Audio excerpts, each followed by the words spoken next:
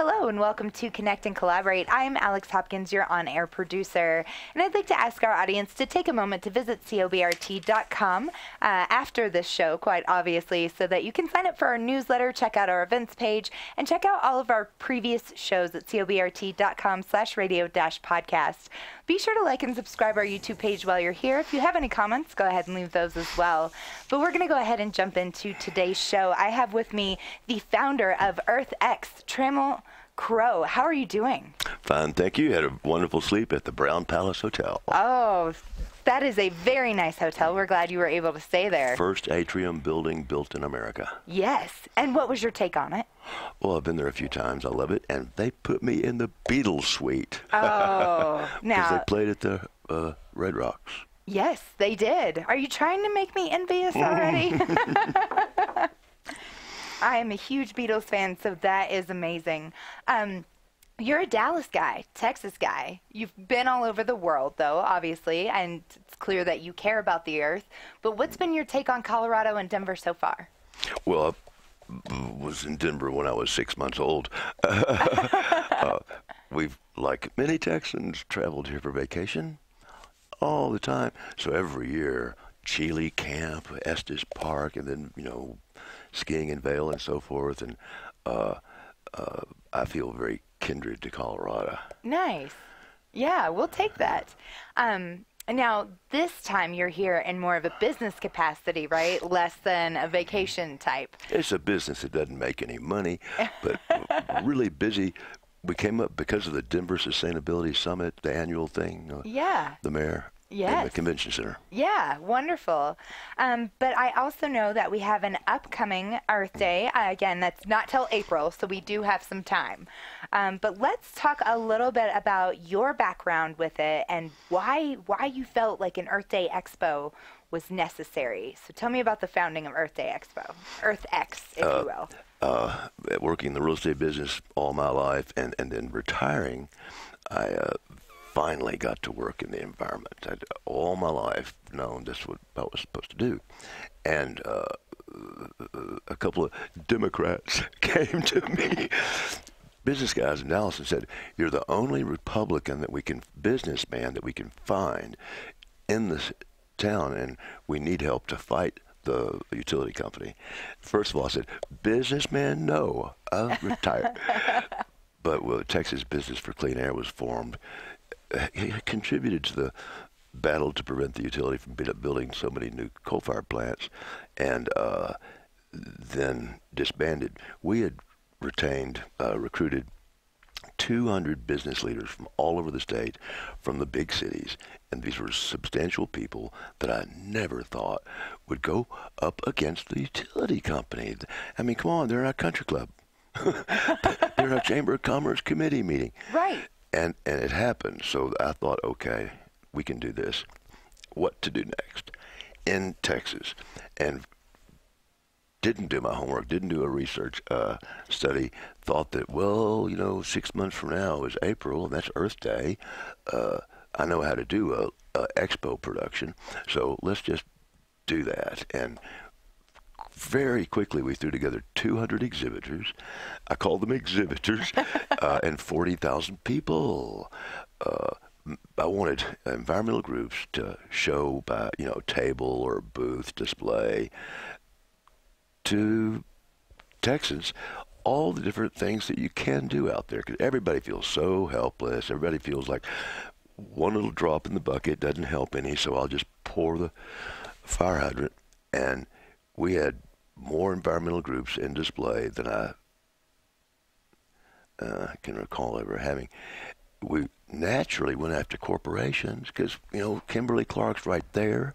They don't cut down nearly as many trees as they used to make their Kleenex. They've got a good story.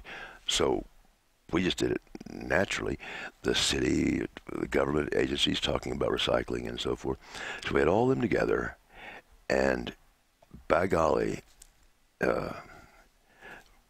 good news or bad news, that was the largest environmental display in the world. It's only 250 booths and 40,000 people, which means, we found something that really needs help. Right here in Texas, I guess, but they're not doing it in New York. Yeah. They're not doing it in Tokyo or Berlin or even San Francisco, Right. where they have street parties to celebrate Earth Day. I call that hogwash. You're actually getting stuff done, which is really nice. And again, that founding was in 2011. And so it's had a very good run. I imagine that your numbers have grown each year. 140, yeah. It was 38,000 people. No, it's 138,000 people this last time, and we expect 160,000 people next time. Really? Most of it is general public, and most of it is North Texas. But now we got Austin, Houston, general public coming to something they've never thought of. It's instead of going to that concert that we're going to fly to in Denver next year, let's fly to an environmental expo. And then the business and professional people also, they come from afar. Yeah. So tell me a little bit. Obviously, you're from Texas. You have this conservative background. And so some people, you even mentioned that people came to you and they were like, well, you're the only Republican we can work with, the only Republican businessman. So Republican and caring about the earth don't always coincide, particularly in this political climate, right? So why? Well, see, that's where you get my dander up. Come on now. Teddy Roosevelt was Republican. Although it's amazing what FDR did for parks. I didn't know this. Even Lincoln, Republican, had worked on national forest. So, frankly, we romantics like to cite the Republican history of environmental movements. George H.W. had the first climate summit in the White House. People don't know about it. 15 countries, long before COP talk. So I'm a conservative in the old sense, and a Republican in the old sense. Gotcha. A friend of mine the other day said he was a foreign policy conservative, a fiscal moderate, and a social liberal. I like that. I like that. I like that a lot. I might that. steal that. I like that. I agree with that. I have here that you've been described as a green Republican. What's that mean to you? Well, that's just a great label, shorthand. It means that to conserve is conservative. It means that conservation doesn't have a party. It means that conservation is a part of the ethic of republicanism to which I subscribe. I won't say I grew up in it. My family kind of grew up independent. I remember my father, Daddy, who are we going to vote for? Nixon or Kennedy? Because I was a little kid. And he said, neither, son. We're conservative. Neither party, that is. Right. What are we, Republican or Democrat? Neither, son. We're conservative. Then he went in the Republican direction because that was fiscal conservative and social moderate. That's the type of Republican I am. Yes. Well, and I think we've gotten a little off place with what those values used to be. We've separated our country by dividing so heavily. I like to think that most people like to live in the moderate realm, and keep those views together. But let's talk Earth Day 2018. So this past year. Let's talk about how that one went for you. What was your favorite event coming out of that one? You didn't prep me on that one. Favorite? I think the coolest fun thing were the 37 virtual reality films that we had with headsets that were all about the environment. To wit, the Colorado Protective Solutions right here in Denver and Boulder, and those lovely people made in-kind contributions and brought down their filming, but many producers brought their VR and 27 full-length documentary films at our film festival, so most people would go for that. Yeah, absolutely. But you have plenty of expos and conferences, and it's posed as a 3-day expo, but it's really about 5 days, right? Yeah, we've tacked on all these conferences, so it depends on who you're broadcasting to. General public, April 26th to 28th, 2019. But conferences are riddled throughout, and so many that people say, well, you just had too many things going on. I say, which one do you want me to cut? Let's cut your food and ag part. No, no, no. Right, exactly. Well, I would imagine it can be overwhelming, but there's so many areas that Earth Day is important to. That's right. Yeah. That's right. So I want to just, it's the largest Expo film festival and conference series. So you had over 130 people at 2018, and you're projecting for about 160 in 2019. Yeah, about 140,000 last time. This is important. Numbers are important. Bodies are important. Of course, everything that's big's important in Texas. So, but to have the companies come, the chief sustainability officers from faraway headquarters or CEOs, and these conferences, to have the universities and the scientists, senators and congressmen, they might not walk through all that public expo. Right. They might not even talk to the general public, but they see it, and it just fills them up with excitement. And they know in the back of their mind they've never seen a large environmental crowd or expo. And then they go to their specific conferences and their little disciplines. But the more people that come to it, the bigger a magnet it has for the decision makers to come. Exactly, and that's the important part, right? I recently saw a statue in Germany, actually, and it was a fountain, and it's all of these gentlemen at a conference table, and they're up to water on their faces, and it's entitled. No. Yes, What? it's entitled. Officials talking about global warming. Are you kidding me? No, it's actually, you should check it out. It's a really cool statue in Germany. I'm not sure where, but Send me a photo. I will. Was it 3 years ago, I always get these facts wrong, that the president of, was it Kiribati, one of the little islands? Yeah. Had his parliament convene underwater to protest or bring attention to the rising sea levels in these South Pacific islands. Can you imagine sitting in a South Pacific island looking out into the horizon? Wow. There's nothing there but you, and you know that it's rising every year. Yeah, that's fascinating, and what a way to bring that home, right? Yeah. Yeah, and I imagine that this expo is like that in many different capacities. So what are the exact goals of the event? Ooh, we don't have exact goals. Okay, we don't need exact goals. We're so broad. I like to go to Washington, D.C. and say 140,000 attendees, and they're all centers.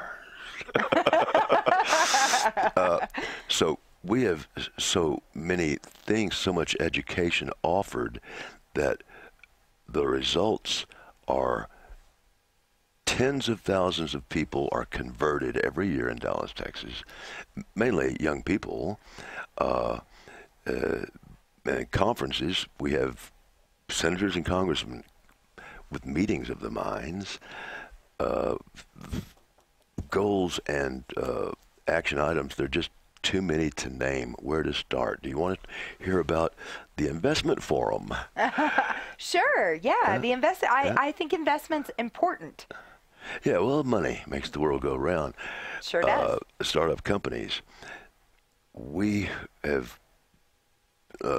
walked through so many corridors at the Department of Energy that Rick Perry, Republican friend, said, no, what's going on here? So we're going after your energy efficiency department. We're going after your alternative fuel department to Expo. And I know Rick, and he understood. So he did. And he said, furthermore, why don't you have venture capital and private family offices invest in startups and early growth stage companies? So for 2 years we've done it. We call it eCapital Summit. We had about 50 startups and clean tech, ag tech, ocean tech, etc., and 50 venture capital and family office groups, mainly in Texas, convene for a day with fantastic speakers. And the next day is what we called office hours. And these sometimes students, but usually younger 20, 30-year-old people who had already gone phase one. I don't remember what they technically call it, but phase one is all the money from your friends and your family. Right. Yes, exactly. And then they're usually out there hunting for $250,000. What we believe is that first eCapital Summit we had, $10 million were invested. Wow. The second one we had last April with the same number of investing organizations and startups, but 80% of the investors were from out of state, coast to coast. So I dare say it was $20 million for startups. And then next year, we really need to go after the family offices in Texas that are conservative, never thought about investing green, and they don't want to go venture capital. They don't want to go high risk. So early growth stage companies, standard risk and return ratios, and they happen to be green. I think we can talk them into it. Houston, Austin, El Paso. We'll have them come from Denver also. That's beautiful. I think that's amazing. So not only are you focusing on Earth Day and all the green movements and conservatism, but you're focusing on making sure that these small companies are getting some venture capital and growing business. Out of university. And what you all have here in Colorado is remarkable. When we did start with this Department of Energy Expo, ARPA-E came in, they're a wing for these types of things, and 4 national labs, but the best and the most committed and the most loyal, I'll say, is NREL from Boulder. There's too many people to name from there. I remember going through and seeing all these amazing robotic things, and I went home afterwards and wrote him a thank you letter and a big picture book of Rube Goldberg, because that's what it reminded me of with all the mousetraps. But these research labs and joint institutes are about 30 of them in Colorado. I don't think it exists anywhere else.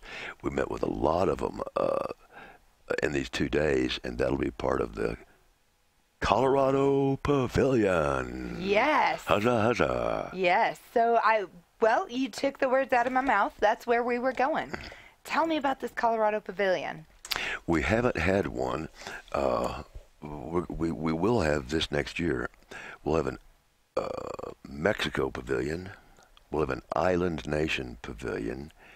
And closest to home and most important to me, truly, is a Colorado Pavilion. The genesis of this idea of Colorado Pavilion is from the physical, industrial, and I'd say mental, spiritual, kindred relationship that Texas and Colorado have. I, for one, have been here all my life. In fact, when I first got out of college, I drove up I-25 from the south, saw a street sign that was named after my alma mater, from which I had just graduated. Took a right, found an apartment, and was here for 2 years. Oil and gas business is in Colorado. It's done more carefully than it is in Texas. We need to learn. Farming, ranching. Can I say, if God had wanted Texans to ski, he would have made bullshit white. You ever heard that one? I have not heard that one, but that's very true. There are just so many connections. So good people like Chip Cummins with the American Renewable Energy Institute, whose annual speaker program is Aspen Snowmass next year, June, the middle of June. Bill Ritter from now the Institute at the Colorado State University. Numbers of people have come and spoken and attended conferences and exhibited, as well as Hickenlooper last year came and spoke at 2 different conferences. Yes, actually, he spoke at the eCapital Summit and the Earth Day Challenge. Do you mind going into a little bit of detail about each of those programs for me? I'll talk about the challenge first, because we'll get back to the Capital Summit with all the investors again. The Earth Day 50 Challenge is a program that we've had for 4 years, I suppose. Our first conference 4 years ago, and our main conference for corporate sustainability. You know, any company that's worth its salt, even middle-sized nowadays, has a corporate sustainability officer, C-level. So the Future 500 group brings 100 or more of them, of foundations concerned with the same subjects, of major environmental group NGOs, whether they're huge or esoteric, and we supplement it with some of our biggest leaders in Texas who are on the learning growth curve. And for 2.5 days, they go over land, air, water. Who are the big leaders in the business world that have problems in these areas? How good are they doing in certain areas? And how do we raise the bar for them year by year? For instance, ocean is such an area that needs attention now, but over the last, whatever it is, 10 or 20 years, rainforests have been addressed. Now, I think that we're in the hole on rainforests, but corporations have taken more action in that, in paper and timber, than ocean, for instance. So the Earth Day 50 Challenge, Future 500, will have 2.5 days of that. So some of these Coloradoans who come down for the first time next year or not will say, now where do I speak, or what should I do? And it's so easy now because of all these different disciplines and conferences. We would plug people into the Earth Day 50 Challenge too. I love that. And that's where Hickenlooper spoke, and he talked about the commitment of the state and the, I'll say, reconciliation between Democrat and Republican. And I think he said, conservation doesn't have a party. Which is extremely true. It shouldn't have a party anyway. It's silent majorities change over the years, but there's a silent majority of conservatives who are great conservationists. And then the next one you mentioned was the eCapital Summit, and he proudly spoke about the startups and research institutes, the GILA, the National Cybersecurity Center, the National Solar Observatory, these things that some are related to NREL, some are not.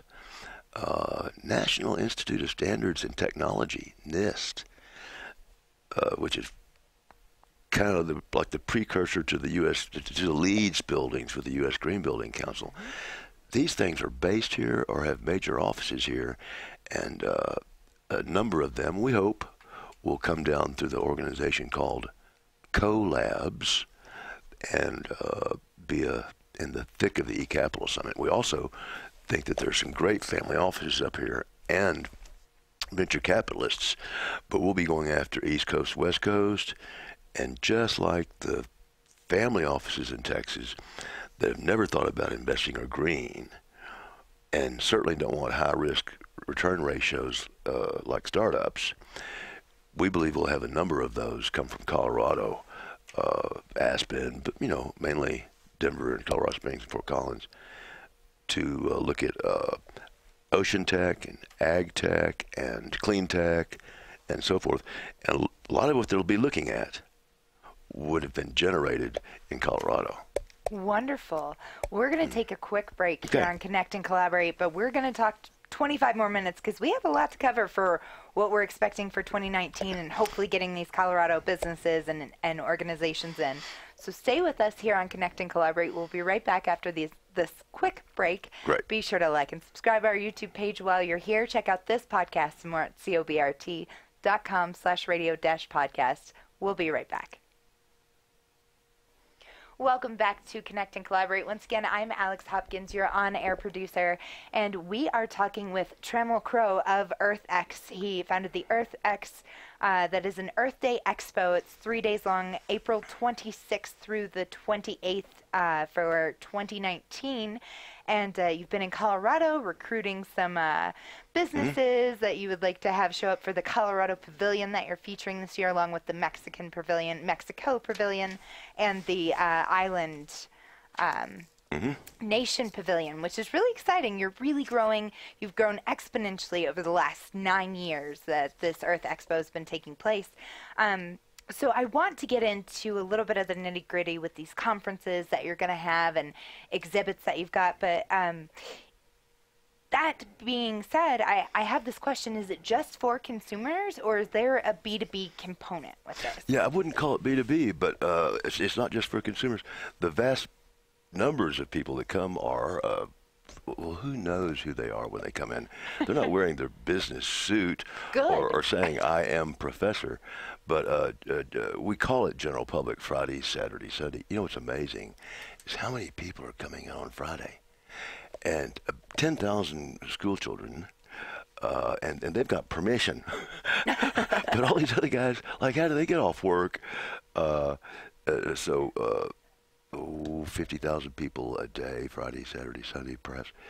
Then the exhibitors want to see them. They're the environmental groups, universities from all over America, other schools, of course, the companies, the businesses, mainly middle-sized businesses.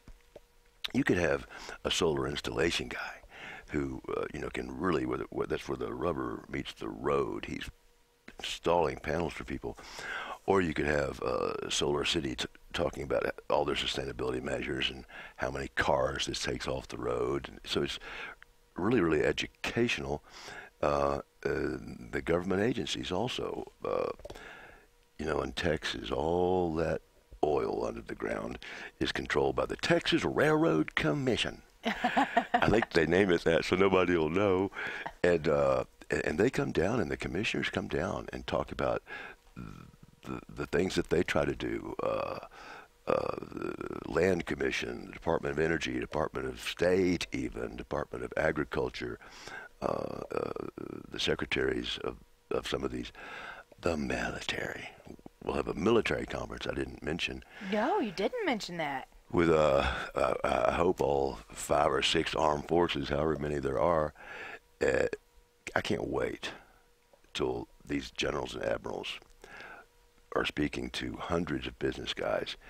And maybe we got a few skeptics in the audience. And they say, we're not trying to persuade anybody. We just want to tell you how your tax dollars are being spent. Which impacts everybody regardless, right? The only 2 things in life that are certain are death and taxes. So there you go.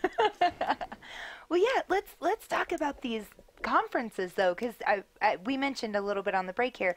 People attend sometimes for the fun things, like the film festival part of it, right, and the virtual reality stuff that you have. But the conferences are what make up the expo. That's what gets the decision makers. That's what gets people from other cities, other states, and other nations.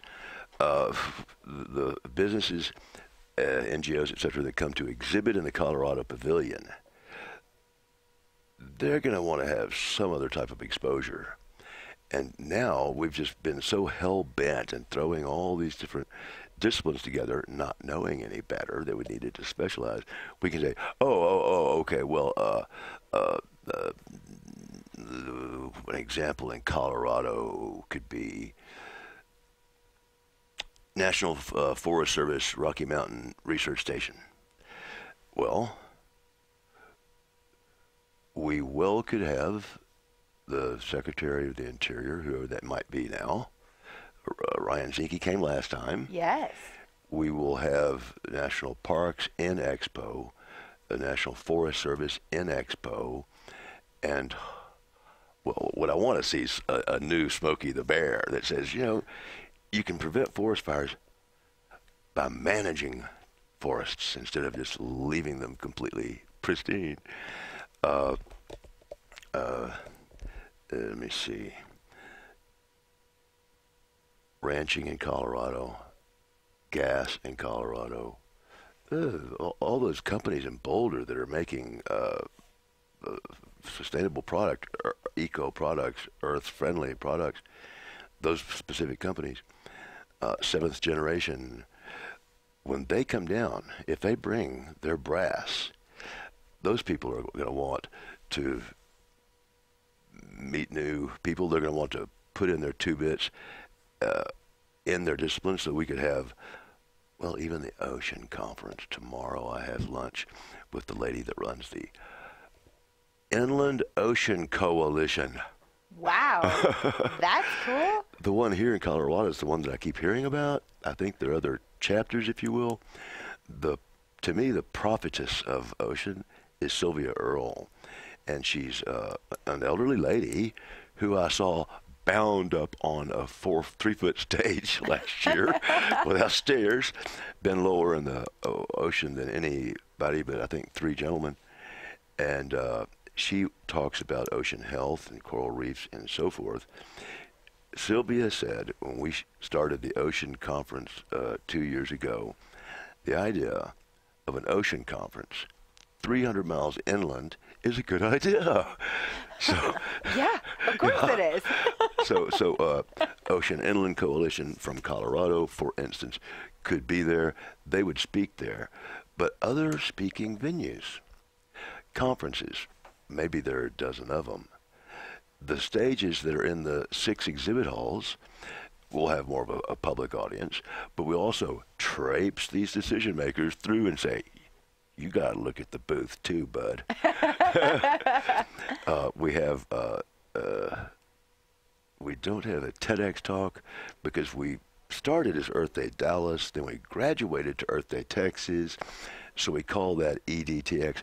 We don't have TEDx talk, we have EdTech talks with a constant flow of people coming in for real rapid fire speaking. We have an EarthX interview situation, well, just like this really, that goes on for 3 days, rapid fire. And the only other one I can remember right now is next year, we're putting a soapbox outside. Are you really? Yeah. Interesting. Unprogrammed, unscheduled. The only thing we're going to do is put a big old bouncer right by it, and if you go longer than 10 minutes, he's going to push you off. What an amazing concept. How is that one born out? Well, I don't know. I'm making it up as I go along. You know, you see what sticks, right? It's like spaghetti sticking to a wall. Exactly. You just got to see what sticks. That is an interesting concept. I'm definitely curious to see how that one goes. Do you remember the soapbox in London at the Hyde Park, the Hyde Park corner? Yeah. That was the idea. Yeah, of course. Yeah, absolutely. No, I love that. I think that's a fantastic concept. There was one other thing that you and I talked about on the break, and it was you were talking about wildlife conservation through hunting and fishing. Gulp. And you mentioned one of my favorite things that your more liberal friends tend to back off and are a little appalled by that concept. They won't talk and they won't listen. Yeah. So to any other view other than there's shooting or fishing under any circumstances or is wrong. I'm not a hunter myself, but I have come to learn, first of all, we're an equal platform and we'll have all views. Right. I've come to appreciate. Think about it. Think about your friends that are hunters. Here, anywhere else. Yeah. Most hunters I know, they're better about it than I am. When they go camp, they leave it better than they did. Yes. They take care of their land. So, let me see. The original conservationists. That's right. Hunters and gatherers. The original conservationists. And the next two were the farmers and the ranchers, and all 4 of those are closely related. So, Safari Club, Boone and Crockett, Rocky Mountain elk, the conservation hawks in Montana. Yeah. Those are hunters, but they're not talking about hunting. They're talking to hunters about climate. Right. Yeah. Yeah, because it impacts everybody. It impacts all of the organisms, right? All of the populations. Yeah. And I think one of the things that people do take for granted is that there truly is an overpopulation problem a lot of places as far as animals are concerned. And that's why there are hunters and why it's still allowed. There are too many elephants in some places and not enough in others. Right. But if you don't have game wardens there to prevent poaching, they will be poached and they will trample African villages. We're sitting here in our easy chairs in North America. We do not know what's going on. Those people over there are going to kill elephants out of self-preservation. Yeah. Well, and let's talk about this interesting game warden concept that you have, because poaching is very real, right? Rampant. And yeah, it's extreme, it's high, and it's awful. It's really terrible for the nations because no money is being made except for in somebody's pocket. Nobody's benefiting from that except one person, really. Yep. Right? It's not going back into the economy. It's not going anywhere. And animals are being killed that don't need it. It's it's poaching because typically those are smaller populations. So if you have those game wardens to dole out where it's appropriate, we have a better chance, right, of survival and getting money back into economies. Picture this rich Coloradoan hunter who will go to Zimbabwe, Zambia. He wouldn't go to Kenya because they've made it illegal. They want to go the eco safari route, which doesn't seem to be panning out. They'll go to these other countries, Zimbabwe. They'll pay $100,000 to shoot an animal that we worry about, and that money goes straight down to the system to pay the game warden. And if it doesn't happen, smugglers kill the animals, chop the horn off, leave the body there to die, take it to the coast, ship it to China, as they ship guns, slaves, etc. The Trump administration has done some serious research and gathering of different groups internationally, and what they're telling me is that the Trump administration intends to do the most serious war against poaching that's ever been done in Africa. And I went to some of the meetings. Jeff Sessions came through 4 times. Interpol was there. And Safari Club. Those fellows fund the preservation methods. So yeah, you have to pay the wardens to prevent the poachers. Yeah. I am impressed that the Trump administration is buckling down on poaching. That's good to hear. They've identified the cartels. Yes. All right. So, well, I want to ask you this, switching over. Yes, we're going to switch over here. So Dallas obviously is the heart of this conference. And you mentioned it's the middle of the country, right? A lot of people, it makes it easier for people to get there. But that doesn't necessarily seem the most hospitable place for an Earth Day Expo. But any other reason, besides the central location? Okay. The reason is because that's where I live and that's where I started it. Well, frankly, this thing is 500,000 square feet of expo, and that's quite large, and half of it's outdoors, and I have not found an appropriate venue anywhere in the country. There's not a venue in New York City that has this. It's kind of particular, meetings, conference centers, and so forth, indoor, outdoor. Anyway, so it's there. The airport's great. The hospitality, let's just get away from the Hollywood stereotypes. It's not like they're a bunch of jerks that say, "Oh, here comes a tree hugger. Let's fuck with him." Pardon my French.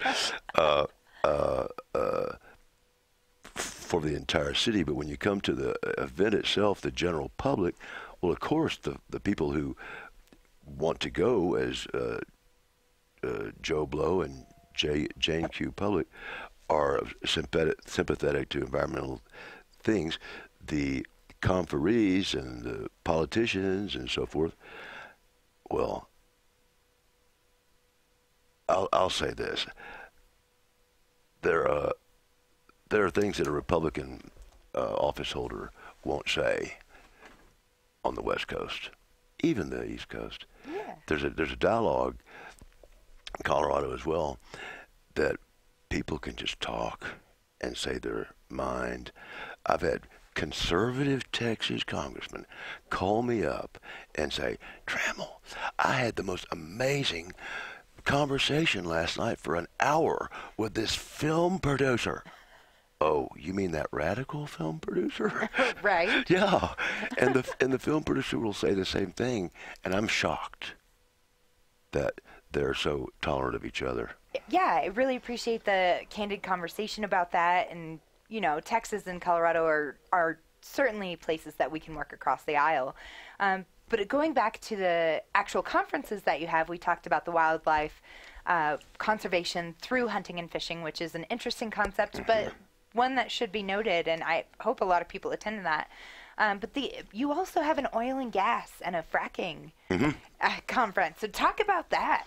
Yeah, this year we had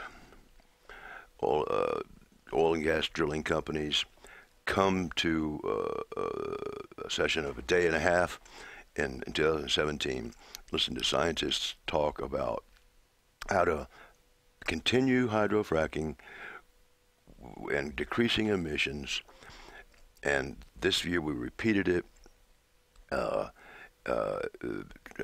There's just too many people that are not going to stop fracking, and natural gas is not going away. No, it's not. This year, Susan Eisenhower in Washington, the granddaughter of Ike Eisenhower, is a nuclear expert, and she's going to have nuclear as a part of the EarthX energy and talk about the plants that are being closed down that perhaps shouldn't be, and the way that costs are reducing to build nuclear plants, and countries like France who get by with nuclear just fine, and we'll have the opposing viewpoints as well. So different types of energy, waste to energy, and the things that happen in NREL here in Colorado, but other conferences, transportation. Yes. The Trust for Public Land, active here in Colorado, the Dallas chapter, North Texas chapter, on which I'm on the board, came up to Colorado last year and looked at the things that Denver was doing with the Trust for Public Land all around the city.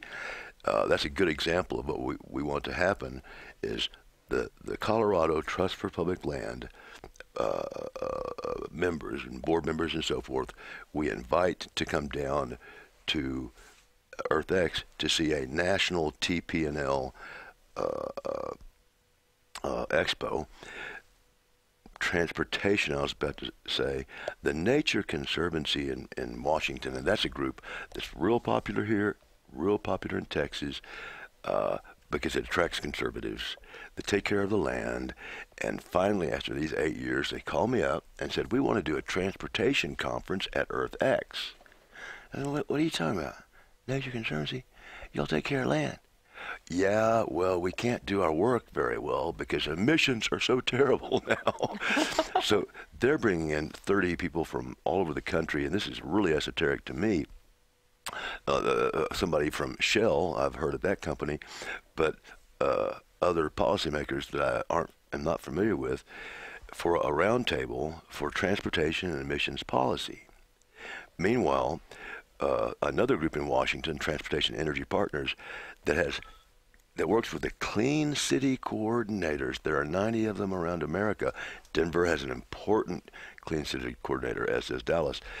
Those people work with fleet managers throughout Denver and Dallas. I mean, huge trucking going through our cities on how to reduce emissions with trucking. So that group will have a trade show for the very first time, bringing purchasing agents, decision influencers, clean city coordinators from something like 30 cities, from Texas, Louisiana, Arkansas, Oklahoma, New Mexico, and Colorado. And they will see about 100 vehicles. I know that's a big number of EV trucks, cars, and what I call special vehicles. I was walking down 16th Street. Is it here that you can still? Yeah. I'm sorry, the one that has traffic still, 17th. Yes. And this big old green garbage truck came by. And I don't know what that fuel was or that company, but that garbage truck will be at our event for a real live trade show, B2B.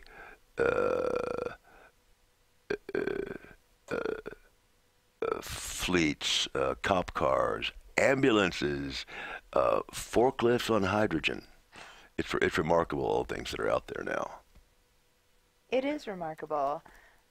And transportation, I guess we should probably think more about that in a conservation mindset, but I'm with you. It was esoteric. It wasn't something I necessarily would have thought of.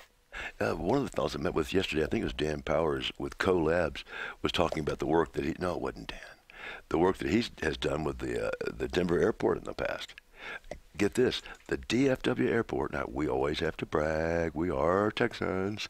The DFW airport, I'll say for 5 years, has unquestionably been the greenest large airport in the world for emissions. Yeah. Meanwhile, I can't find a recycling bin in the concourse. So yeah, it's it's not what it seems to be all the time.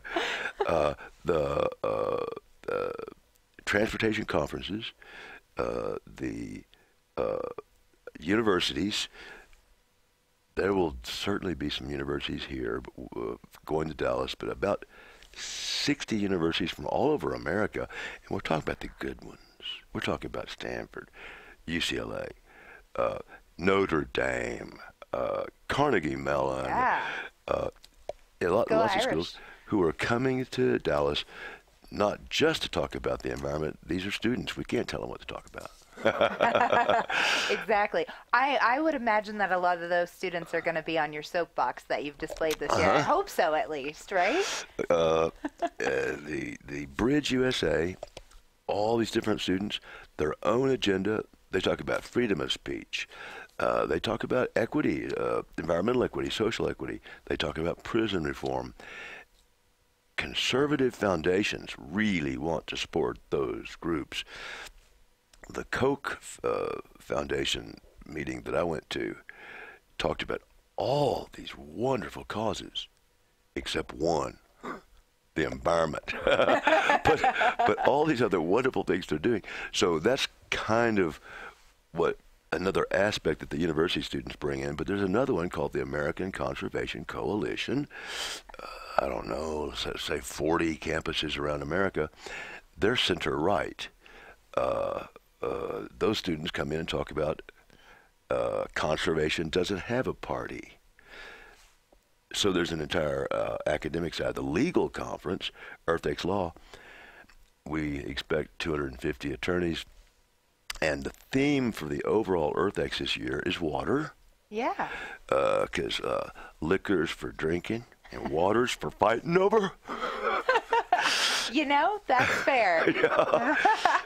Well, Trammell, it has been a pleasure having you on. Thank you. Yes, so I'm excited again, April 26th through the 28th. Be sure to attend that. That's going to be in Dallas. And like and subscribe our YouTube page while you're here. Give EarthX a check out. Make sure you register for that 3-day and contact event. Our man here in Denver, yes. Mr. Richard Eidlin. Mr. Richard Eidlin. We will put his contact info in our blog post. Thank you. Thank you. Have a great day. You can have me back again so I can talk about the hackathon? Absolutely. Okay. Thank you, Alex. Thank you.